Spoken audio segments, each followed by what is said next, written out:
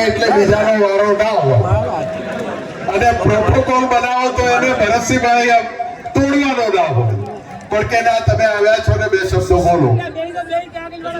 સમાજને જ્ઞાન ગંગાને મળવાનું થયું ખૂબ આનંદ થયો અહીંયા વાતો થઈ કે ત્રીજી વખત આપણે સમાજના બંધારણ માટે મળી રહ્યા છીએ ત્યારે જે રાજકીય અને સામાજિક આગેવાનોને વિનંતી કરું છું કે જિલ્લે 15-20 જણાની કોર્ડિનેશન કમિટી બનાવો જ્યારે પણ કોઈ નિર્ણય લેવાના થાય ત્યારે જિલ્લાની સમિતિ 3 જિલ્લાઓની સમિતિ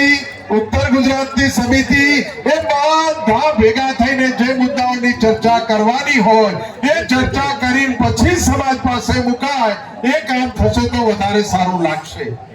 આ બંધારણ જે છે એક એક ગામમાં એક એક વાહમાં વંચાય એવું કરવું છે અને એના માટે તાલુકા સમિતિઓ એના માટે ગામ સમિતિઓ એના માટે 3 જિલ્લાની સંકલન સમિતિઓ આ કામ રાખે અને આજે આટલી મોટી સંખ્યામાં આવ્યા છો ત્યારે વિનંતી કરું છું કે આ ઓગળ ધામમાં આપણે બેઠા છીએ સદારામ બાપાના આશીર્વાદથી બેઠા છીએ આથી એક નિયમ નક્કી કરજો કે સમાજમાં કોઈની કાપતી નહીં કરો તમે કાપતી બંધ કરો એટલે આ રીહવાળો સમાજ જઈ આપો ને સત્તર હું જોઈ લઉં આ રીહમાં ને રીહમાં